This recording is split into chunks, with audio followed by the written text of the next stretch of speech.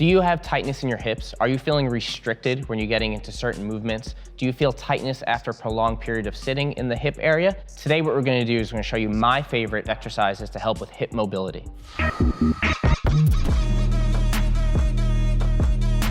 Hi, I'm Daniel Giordano, Doctor of Physical Therapy. Today, we're gonna show you 5 moves to help with the mobility of your hips. Follow along, and we're gonna teach you how to do each one side to side. The first one we're gonna do is a spider lunge or a spider stretch. Cameron's gonna bring his right foot outside of his right hand.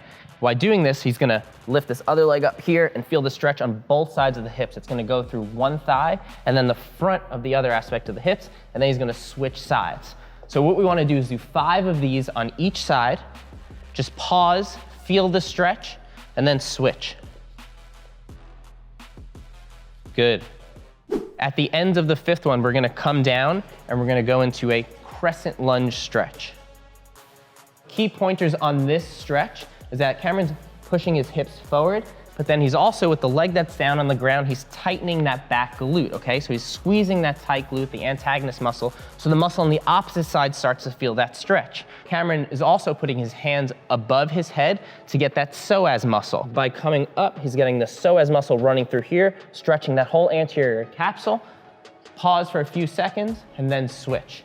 Really important that we're getting the anterior aspect of that hip, okay? For most people that spend most days sitting or just moving in improper form, we use a lot of our quads and your hip flexors. So we wanna make sure that this area is mobile so that there's less pressure on the anterior capsule of the hip.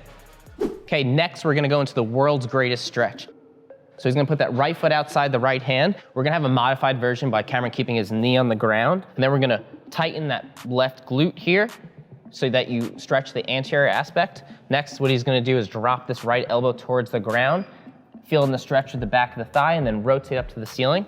As he rotates up to the ceiling, he's gonna follow his hand with his eyes so there's no stress on the neck, and then tuck that bottom rib under so you get that full rotation of that thoracic spine, and then come down and repeat. We're gonna do 5 of these on each side. So he's dropping down, rotating up to the ceiling, following his hand with his eyes, tucking that bottom rib under, and then switching sides. Each time you do these, just pause. You don't need to hold these for too long. We want active stretching, so you temporarily increase the range of motion, increase blood flow and circulation, and then open up the mobility of those hips. Good, let's do a couple more on each side. Make sure that you're maintaining that glute tightness so that anterior aspect feels the stretch here. Okay, now what we're gonna do is we're gonna go to a long adductor stretch, so inner thigh grind stretch. His knee's gonna be on the ground.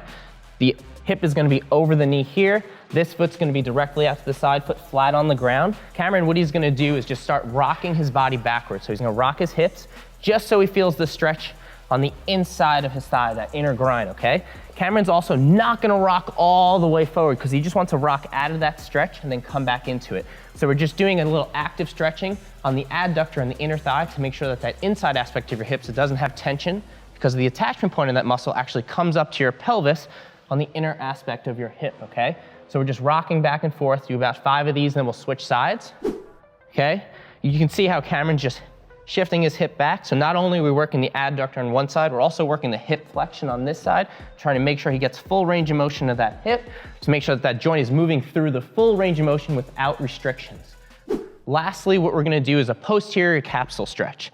So Cameron, easiest way to do this is to cross the foot over here, okay? And then he's gonna lean into the side, okay? So don't always lean back towards me. You wanna lean into the side so you feel this stretch right here on the outside of the hip. If you're having trouble with that, just try to move the foot back a little more and sometimes a little cross over, and lean in, feel that stretch, and then come out of it. Same thing, we're doing an active stretch to temporarily increase the range of motion, increase the blood flow and circulation, and take the pressure off the posterior capsule or outside of the hip, and switch sides. If you're having trouble feeling that outside, just take this back foot and just slightly cross that midline and just lean into it to the side. Don't sit back, so to the side here. Feel the stretch on the outside of the hip and get that posterior capsule loosened up. Those are my 5 favorite hip mobility exercises. You can do them as a flow as we did, or you can pick them out individually if those ones help you throughout the day. Be consistent, use them as much as you want. The better hip mobility we have, the better your movement quality will be.